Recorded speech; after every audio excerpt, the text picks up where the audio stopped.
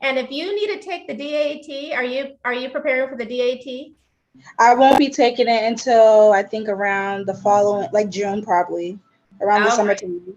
Yeah. Well, surprise winner here. You get the Mometrix DAT prep flashcards because you are Yay. mentee to join us up in the huddle. Yay. Still going. Okay, guys, this is the launch. We'll figure this out. But let's start over. I am your host, Dr. Layla Haisha. Yes, the founder of Diversity in Dentistry Mentorships. We are here with Isaiah Sampson, who is a dental student about to graduate from UCLA School of Dentistry and has been just recently got his acceptance to the Orthodontic Residency at University of Michigan. And as I was saying before the feedback came on, our nonprofit is here to strengthen the diversity pathway from middle school to dental school. We are wanting to create a diverse, equitable applicant pool. So dental schools have no excuse to have a wonderful selection of strong candidates from diverse backgrounds, so then that we can increase the diversity of the dental workforce and increase access to care, and of course, improve oral health outcomes for all communities. So with our podcast, what we wanted to do is just kind of continue what we started out with. I want to say a great special thank you to Dr. Jared Williams, one of our board officers who had our group accountability calls for many, many months and seasons, where we got together our mentees and we talked about things that mentees wanted to know about: study prep, leadership development, skills, and everything they could do as far as getting, improving their interviewing skills, getting shadowing hours and all that. So now we're just continuing this as with our podcast, Beyond the Smile, because there's so much that we have to offer as dentists of color beyond dentistry. And this is what we're going to find out from inspiring, encouraging stories from current dental students and dentists of color. So with that, thank you, Isaiah, for joining us. I have to do just a quick little reminiscing that when I started Diversity Dentistry back in 2018, it was just a Facebook group page, and it didn't become a nonprofit until a couple of years ago. And I saw your post about you getting into UCLA, and we had that Arizona connection. I know you're not from Arizona, but you graduated from Arizona State, and I'm here in Tucson, Arizona. So just to see your trajectory and your path and your success, I'm just like a proud mama mentor. It's for you to be our first guest on Beyond the Smile. So I will turn it to you. Will you please introduce yourself, a little background for everyone here? So hey everybody, my name is Isaiah. Like Dr. Haisha said earlier, fourth year dental student at UCLA. From Tacoma, Washington, grew up and then lived all over the place, and then went to Arizona State University for undergrad, majored in microbiology, minored in music. And then now just had the match. And so the whole long process of getting into residency is over. Super excited to start my orthodontic training at University of Michigan. Oh, wow. That's exciting. Now you might want to tell the audience how difficult it is to match in an orthodontic residency. Yeah, the process, it takes a lot, to say the very least. It takes a lot. I usually don't like to operate off of like a checklist basis of things, but it seems like of what they expect from candidates. There's just such a long laundry list of things that orthodontic residencies expect from candidates, from like grades to their GRE score to their research and leadership, volunteering, orthodontic exposure, a whole bunch of different things that you kind of have to make sure that you're exposing yourself to and growing as a practitioner while in dental school. And so it can make that path really, really strenuous.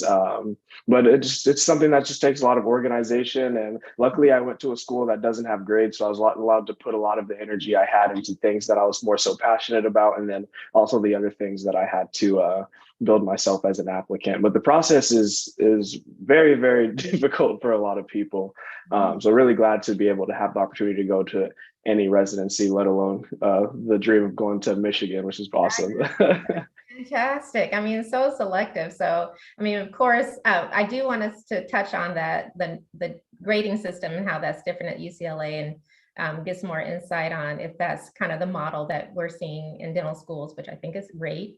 But let's go back from the beginning. Like, why dentistry? What made you decide to go into dentistry, and then a little bit of how you prepare to successfully get in. Yeah, so for dental school, I've always been like a really big science nerd ever since I was super young. I remember having like a science encyclopedia, and I would just be like on my stomach flipping through the pages when I was younger. So I always had like a weird, like random fascination with things related to science. Then going through my education, like K through 12, and then ending out of high school, I realized that I had an affinity for like things related to microbiology. And so I was like, okay, this is really cool. I have a very specific area of science that I like. And then my mom started to develop some dental issues, and then seeing how that like really personally affected her, gave like a super big visceral feeling of how important this aspect of healthcare can be. And being I love science, I was looking towards healthcare in the first place. And so having these two things connect together was something that made it apparent that dentistry was something that I wanted to pursue. And then going through undergrad, it was just something that kind of solidified that, being able to look at different aspects of healthcare and being able to see what parts of dentistry really resonated with me. And so going through that process of undergrad, there was trying to make sure that you have all of the grades that you had to do, getting the positions and involving yourself in things that you want to on campus, but also making sure you're developing yourself in skills that would be advantageous as a healthcare practitioner that you can articulate to dental schools, and volunteering to be able to fulfill that duty as a human, as well as being able to involve yourself in the dental community.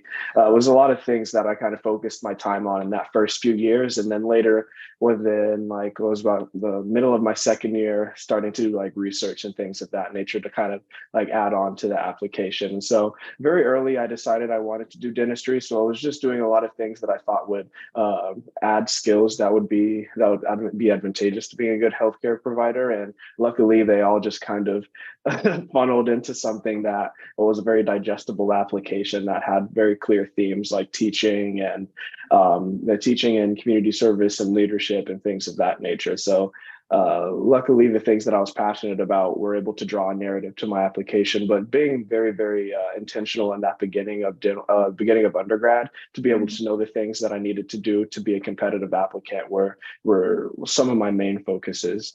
Even if it was maybe being too hard on myself, it was something that was being very focused in my energy to it. Yeah, dentists seem to be overachievers.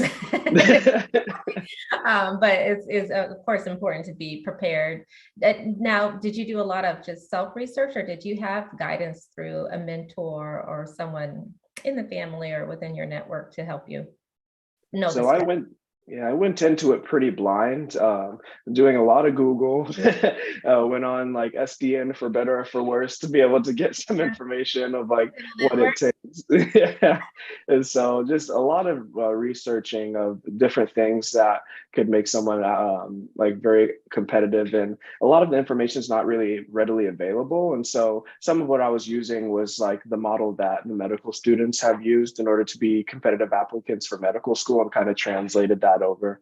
Since I wasn't able to find too much information on what it takes to be a good dental school applicant, I just assumed that there's a healthcare practitioner, like you're building the skills to do that from a single standpoint of just that's the skills that it requires. So I was kind of using that as a model. And then as I grew and was able to make more connections with whether it be dental students or like Dr. Darwin and yourself, being able to figure out some of those nuances of how to navigate that, I was just kind of using that medical school applicant as a model first off. And then as the information came, I was able to fine tune the things that I was doing a little bit more. Now, one of the quotes I always remember is success leaves crumbs. So, see who's done it, see how they did it, find it, and be resourceful too to get there. Was it challenging, or were you successful your first round of application in first cycle to get in? Yeah, so I was lucky enough to get in on that first cycle. And I think a couple of things could have played into that. I was really, really hard on myself in terms of academics, so ensuring that I had a really high GPA. So I was always like, well, okay, what is the school that has, what are some of the schools with the higher GPAs? I want to try to be above that if I can be, to give myself the best chance. And then for the DAT, I've never really had the most structured instruction in how to take standardized tests. So My DAT wasn't like the huge, strong score that people end up getting, but it was enough to be able to have something that's not completely negative on the application. And luckily I had a GPA that kind of made up for it, along with like the extracurricular activity. So I was lucky enough to have a good, successful first cycle through the dental school process. And you're closer to it. I've been out, 20 years. Hate to say that out loud, but it's all good. But now, I know this holistic approach to looking over the dental candidates, and it is very important, right, to have other interests and showing some involvement in extracurricular activities. So they're seeing the whole person, and you're not just narrowed in on just academics, but how are you serving the community and serving others, right? 100%. And one of the things that I think is really unique about both my dental school and my orthodontic residency application is dental school application did not have the word dental on it. And then my CV for residency did not have the word orthodontics on it. So it was very just doing things that are related to like my passions as a human being and allowing those things to kind of. All mentees need to hear that. Yeah. I mean, yeah. And this is why I think it's so important speaking with students who are just recently graduated, about to graduate, because you're in proximity closer to someone who is going through the process, and like, don't get all caught up in there and don't let you get in your own way of really pursuing your goals there. So 100%. And also one tidbit I remember when I was I went to UMKC in Kansas City, go Chiefs. And I was one of the student representatives in the admission committee. And I remember they would say if someone was coming in applying and they had their interview and they were just saying, yeah, I want to be an orthodontist, it almost kind of hurt them, because they're not saying that they want to, take care of oral disease and care for patients and know all that dentistry has to offer, kind of just coming in narrow focus. Now you might know you want to do that, but it was advised really not to say that. Do you think that's changed in the 2 decades since I've been out? I think that remains pretty consistent. Like from what I've been hearing, like my friends who are on the admissions committee, they're saying that they want people who are like, you're going to dental school to be a dentist. So ensuring that that's something that's at the forefront of your priorities is because no one knows how dental school is going to go, especially like it's a huge challenge, a huge transition for anybody. So you wouldn't want somebody to go into dental school with thinking they wanted to do oral surgery and only like oral surgery and not like dentistry, and then end up not necessarily their path not leading them to being able to be a competitive applicant for that, and then them being stuck with something that they don't necessarily want to do, and then therefore being someone who's not contributing very positively to it. So that seems to be a pretty consistent sentiment with that, of people wanting to be a dentist first and foremost. And then if you have interests outside of that, the opportunity to explore those while you're in dental school for sure. Oh, okay, great. Well, we'll definitely highlight that for those getting ready to, decision day is coming up, right? And then as we go through the next cycle, when the students are going on interviews, to make sure that they keep that in mind. So orthodontics, are you thinking, I know this is a little bit ahead, because kind of wanted to talk about, a lot of people choose dentistry because you can be a business owner. Is that something you're just keeping open, or have you always dreamt of having your own practice, or just kind of want to see the different models that are out there? So that was kind of the thing that drew me to dentistry, or one of the few things that drew me to dentistry, was the ability to like work for yourself and be self-sufficient in that matter. So it's always been a dream of mine to have a practice. Like when I was like coming up through dental school, I've always wanted to have like, I want to have like 2 or 3 practices, and being able to like coincide that with different mentorship opportunities that I had. So private practice is one of the things that's always kind of been in my realm of goals. I know that model is kind of changing a little bit now, but it's still something that I want to do for myself. Oh, that's great. That's great. Now, UCLA is great school, of course. You got Dr. Edmund Hewlett there, Associate Dean of Inclusion and Diversity. AKA the GOAT. Yeah, he's the GOAT, right? So honored to have him on serving on our board. Ooh, we got some mentees coming in the huddle. I'm so excited. Welcome, guys. So having him there, that's been great, because I know DEI is at the forefront at UCLA. Is there anything, any advice you can share with our prospective dental students of color on what they may expect in dental school, or how to kind of rebound from situations where they feel like there's not a sense of belonging because there's so few of them within the class? Can you share a little bit about that in your experience? Yeah, definitely. So going through just like higher education in general, as that level of education rises, the level of diversity it decreases. And sometimes like going from undergraduate to dental school, the amount of the magnitude of that change is very, very large in terms of the diversity. So there's a lot of things like with like microaggressions and things of that sort that come with the territory of being in spaces that aren't very diverse, people who have a good amount of like exposure to the nuances of interacting with people of diverse backgrounds. So there is a lot that comes with that, but that's just the territory of being in a space of higher education in the first place. But something that like at first it was a little bit tough on me being able to come to terms with that, seeing it come from like a few layers of like a few layers of where diversity wasn't necessarily at the forefront of people's minds, seeing within like the student layer of things and the faculty layer of things and the institutional layer of things. And so it was very difficult for me to grasp and like stomach that at the beginning. But something that really helped me be able to, and it was one of the dental students now, Iman, we were just talking about it the other day with some other people, was when you're able to use that and be able to not shape your goals around it, but use it as motivation towards things that you're passionate about. So if you see that there's something wrong within your dental school, being able to put forth efforts to change that for the people who have to come behind you. And so it was really awesome to be able to be in the position and have the infrastructure and support by people like Dr. Hewlett and the community of the students to be able to have the opportunity to do things to help contribute to change within those environments.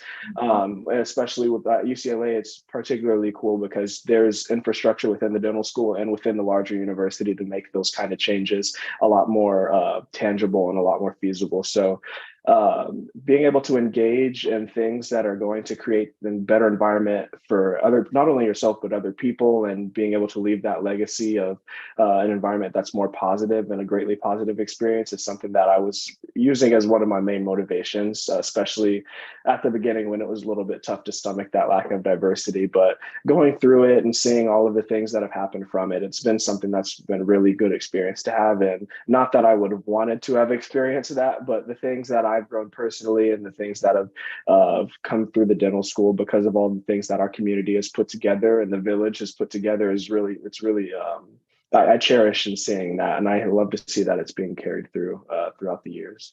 That is great. I'm so glad you shared that.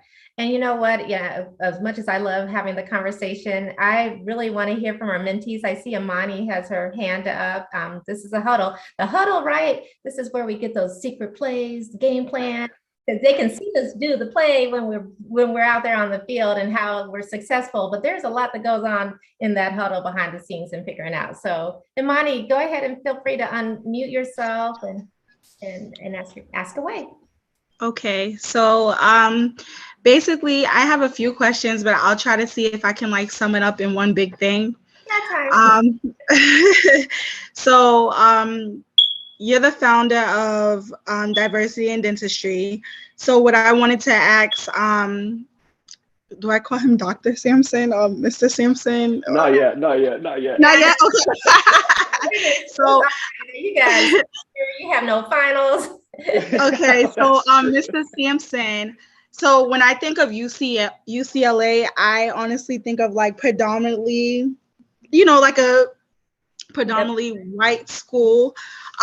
Is there a lot of diversity there? And also from all the schools you got accepted to, if you got accepted to more schools, would you want to go back and go to those schools that possibly could have more diversity? Or do you think that like UCLA was the right move for you and you don't regret it at all? So speaking to like how the demographics of UCLA is comprised, it's weird because it's technically a PWI, but within the dental school, It's very diverse. It's very multicultural, people from a whole bunch of different countries. In terms of like white students, we don't have that many throughout the whole school. It's mostly people from like Asian backgrounds, Middle Eastern backgrounds, and things of that nature. So it's very diverse, and you get a lot of exposure to different cultures in that instance. Where it lacks is people being exposed to the experiences of the Black and Brown students, where things get a little bit muddy. But in terms of the traditional PWI experience, it's a little bit different at UCLA as compared to other schools who have a largely like white constituency of students. And so that made the experience a little bit different. And I guess when it comes to the intersectionality of people's experiences, a lot of people are a lot more willing and able to be able to navigate those nuances of people's experiences. And so it's good that since people have these identities that could possibly have those intersections of oppression, people are a lot more open to hearing these conversations and having those conversations. And that's one thing I do really appreciate about UCLA, is that since it is very diverse, it makes it a lot easier for these conversations to be had, because these identities they're not foreign. These ideas are not foreign to people's identities, since they all have to encounter it in one way or another. So that part is really cool about UCLA, and I will give it that. In terms of having to redo this process, UCLA, I at the beginning, I was like, oh, this is a little tough. I don't know if I could do this, especially with the academic strain. But going through the whole process, like now in my fourth year, I'm able to kind of zoom back. We don't have a bunch of classes. We're just focused on patient care, and then doing the whole application process for residency. Seeing that, like when we first got there on our interview, they were telling us about the certain type of student that you become coming to UCLA, especially with how it's very strenuous and it's very, very tough environment to be in academically.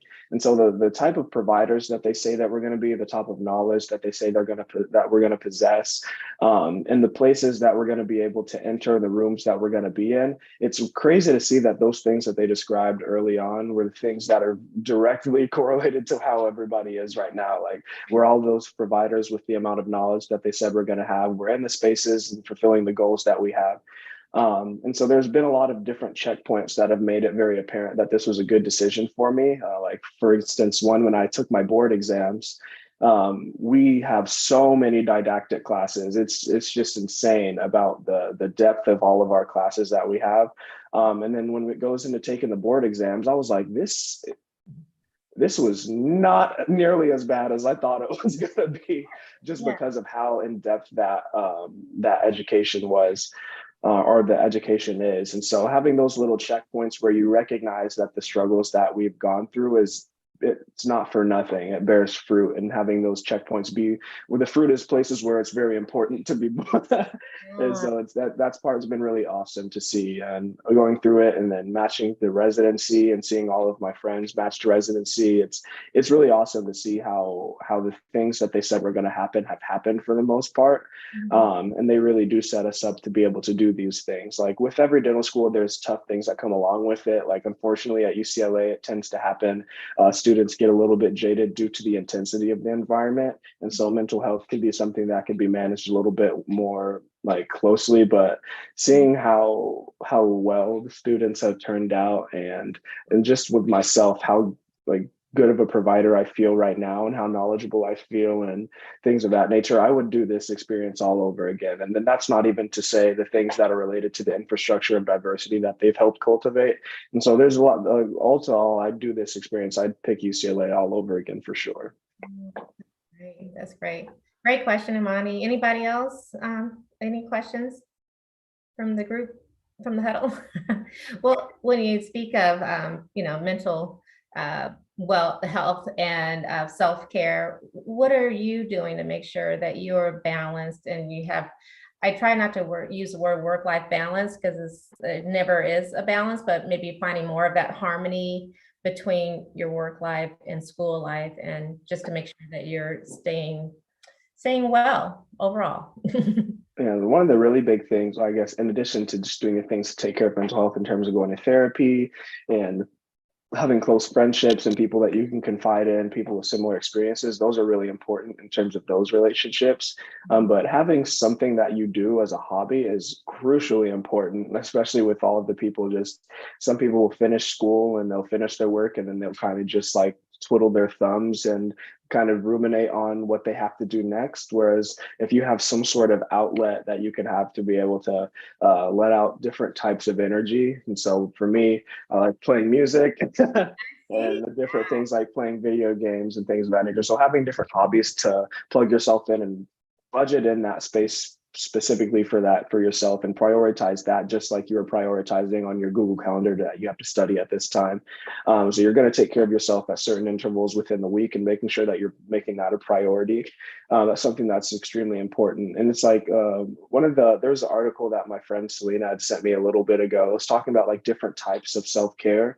Or different types of rest. And it's saying that there's like spiritual rest and physical rest, emotional rest, like creative rest and things of that. There's different things that you can do to be able to give yourself a more holistic idea of inner peace and inner rest. And so with emotional rest, being able to fulfill yourself with good relationships that you have, and spiritual rest, doing things that you're very passionate about, whether it be community service, outreach, and things of that nature. Like creative rest, having a creative outlet for you to be able to think abstractly and not within the order that you usually are in. And then physical rest, which is just kind of pulling yourself back and then being able to just let your body sit in itself, which is something that I found really important. And then there's another one that's like stimulatory rest, which is you're kind of removing a whole bunch of stimulation that you like normally encounter. So like social media, or you're not going on the Canvas app all of the time, seeing all of the classes you're in, you're not on your Google Calendar. So you're kind of pulling yourself back from a lot of the stimulation as well. So there's many different ways that the article described for you to gain rest. And that's been really, really cool to see how that can be applied and how well that contributes to kind of regaining ourselves in the process of what school can contribute to in terms of burnout. Oh, that is great. Maybe you can share that with me and we can put it in the show notes there. Because that's Definitely. true. I mean, I've been, like I said, practicing 20 years and I have experienced burnout. And really, when you were talking about do things that bring you joy and giving back, diversity in dentistry mentorships was that. I really feel it saved me because it re-sparked my joy for dentistry because I was sharing it with others, mentoring, and found a purpose again. So that for sure, and find a hobby. I need to do better about my hobby. It's just no time, right? Running your company. Yeah. But so I know we're getting onto our time. Want to be respectful of your time too, but you talked about a little bit what brings you joy. I think music is one thing that brings you joy outside of dentistry, or I like to say beyond dentistry. There's so much. But if you could go back and give yourself or up and coming prospective dentist as student of color, what advice would you give them? And then we have a couple of questions before we end out. I see some hands up. Yeah, so there's the things that I guess I can reflect on what I would have probably told myself is just be intentional. So this just isn't like manifesting itself in having your schedule be as colorful as possible and making sure it's down to a T, but also making sure that the places that you're placing your energy are things that you legitimately want to place your energy in, because there's no way to burn yourself out faster than doing something on a weekly basis that you don't want to do. So being intentional in the things that you think are going to help build your character, build yourself as a professional, build yourself as a healthcare provider, in addition to doing things that fulfill yourself as a human being, is something that I think people should be really intentional in. And then when it comes to those dental school interviews, when they're asking you about it, the light in your eyes and the ability for you to just have a conversation about it rather than have an answer for the question is something that I think will kind of help out a lot. And one of the greatest things that I think I should have told myself earlier was to be a lot easier on myself. I've had kind of a habit ever since like the ending of high school of being excessively hard on myself and kind of sometimes putting unrealistic expectations on myself. And there will be points where at the beginning I was doing this and you're like, okay, you're getting to the place where you were going. You're getting to the place where you were going, and the thought that you had and the goals that you set, okay, you got there. So let's just keep going with these unrealistic expectations until it gets a little bit too difficult for those things to be achieved in such a short period of time. And so then it starts falling short, and then you start being upset with yourself when you want to just be able to work harder, which is not necessarily what we're supposed to be doing with all of our energy, or a little bit of energy that we have while we're here. So being able to be a lot easier on ourselves, set realistic goals, realistic expectations, and being able to help manage when you're evaluating yourself, making sure you're doing it in a way that's kind. Yeah. Oh, yeah. Evaluating yourself in a way that's just as kind as you can be. And so that's been something that I'm still a work in progress. I still find myself in areas where I see that I'm putting a little bit of an unreal expectation on myself. So it's continually a work in progress. So those are the large two things that I would say for people to do.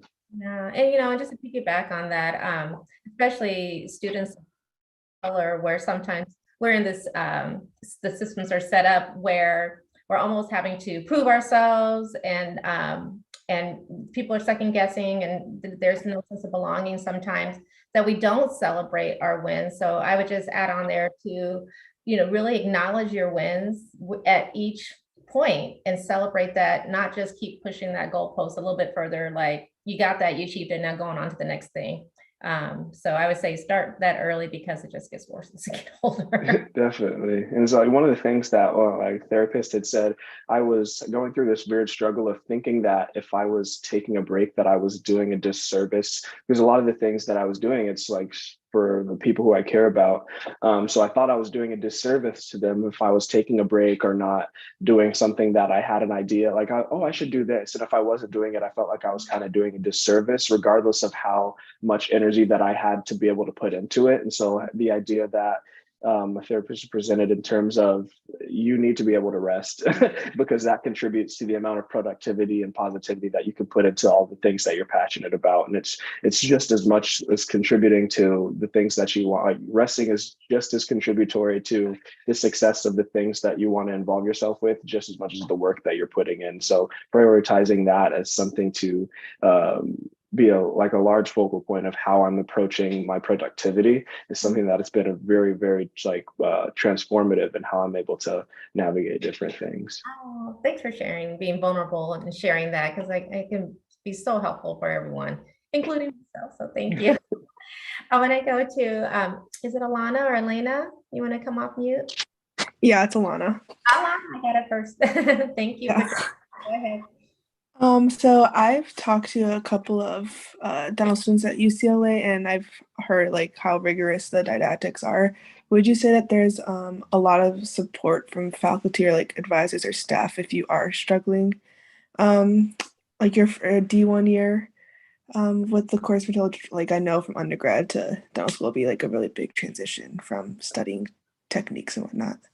Yeah, so from like just a baseline, what's readily available for you, it's kind of just a kind of fend for yourself kind of thing. But however, if you seek extra support, there's that support for you. So if you're not going to say anything and you're just kind of expecting there to be support proximal to you, it's a little bit more difficult. But if you are seeking, if you know that there's an area you're struggling in and you're like, okay, I need help in this area, and you take that to administration, they will help you. They'll help you with it for sure. They give people tutors for the different classes, whether it be our lab classes or our didactic classes.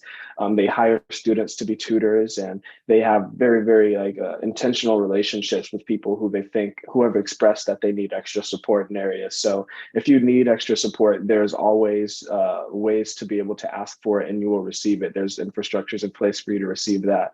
In addition, the amount of students, like our classmates are, it's literally the most brilliant people I've ever been around in my life. It's just like, it baffles me how intelligent some of the people in our class are, not just intelligence and being able to regurgitate, but some people, the way they're able to explain things is just ridiculous. Like some people just have the natural ability to teach like it's a TED talk every time they open their mouth.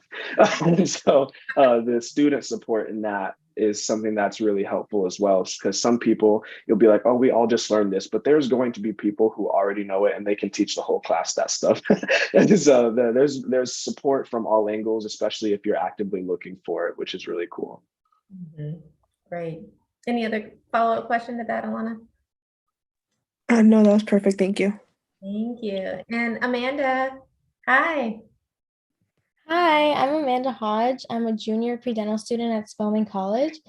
And I know UCLA has a really good reputation. So I was just wondering how much of an impact you think the prestige of a student's dental school has on their chances of matching into residency. Yeah, so beginning, they said that this was a thing. Like during our interviews, they're like, "Oh no, this will help," and we were all like, "Okay, you say that, but you have to." And then going on the interview cycle, and then seeing how people were like referenced the name UCLA and how the faculty were discussing and like almost revered the name. I was like, "Whoa, I don't even have grades. Like, what are we? Like, this is crazy." Yeah. And so that part, like for one, just not having grades. Like we had so many people applying to residencies, and we none of us have grades. Like some people have honors, but a lot of us, like honors is for the top 10%. That's 8 students. So majority of people don't have like the honors designation that would make someone know that you're like a super high achieving student. So it's all the name and your letters of recommendation. So seeing how successful everybody has been in their cycles, and then on the cycle, on the interview trail that I was on, being able to see how the faculty at all of the schools were referencing UCLA and how much they respected the students that come from that institution, I was like, okay, so this is definitely a thing. It is definitely a thing where the name does help for sure. And seeing how people, like I will be sitting next to someone who graduated the top of their class at a school that has grades. I'm like, I'm sitting next to them, and this is something like literally the only difference in comparison from an academic standpoint is the context of the education that I receive and what they know about that. So the name and what they know the students are capable of to be able to matriculate through these years is something that I've seen is it carries through a lot for sure. And I've been glad to see that Okay, thank you so much. for sure. Well, yeah, this has been great. Of course, I knew that time was going to go by so fast. We had a couple other people. I just want to make sure I open the floor to anyone who else has a question. Anyone? But I know you're part of our Facebook community and on Instagram. If there's any questions, I would just encourage anyone to kind of put it out there, and hopefully we can hear from you there. Thank you so much. You know, I always say that our mentees coming up, they will graduate and hopefully come back as a mentor, right? 100%, 100%. Well, you're already mentoring now, and just being here and sharing this is great. I'm just so proud of you and so excited for you. What legacy do you want to leave? What is your hopes? It's funny because yeah, it's funny you asked that because you're kind of one of the like inspirations behind one of my main goals, which is awesome. It's to doing like a type of mentorship and like if you just read the diversity in dentistry like mission statement, that's some of the things that I really want to do within like advanced dental education and like starting with orthodontics, but especially within like advanced dental education and being able to increase the amount of mentorship, visibility, and access to these types of spaces through mentorship and scholarship and things of that sort. So that's kind of the sort of legacy that I would like to help contribute to, and definitely following the footprints and the blueprint of Dr. Highshaw for sure. That's one of the things that I definitely want to do. Oh, well, thank you. Thank you for sharing that. This reaffirms that I am doing my purpose here, and that just it makes me so hopeful for our future. We know that opportunity is where it's at. We need to just bridge that opportunity gap for all communities, because there's just such a great untapped potential when some students have not even considered dentistry, and that's what we're just trying to do. And then our other tiers, you know, our pre-dental students who we have here who know dentistry is for them, and let's make that path a little bit easier for them, and give them the resources and vast network to help them succeed. So with that, thank you again, Dr. Sampson. Sounds great, huh? 5 more months. So. It's almost there. Blink, it'll be over. But yeah, it's just a reminder here on Beyond the Smile that if we did it, so can you. Thank you, guys. We'll be back every Tuesday, 5:30 Pacific, 8:30 Eastern. Please join us back in the huddle. And if you know anyone who wants to be a special guest, we are booking out through February. So again, thank you so much. You guys have a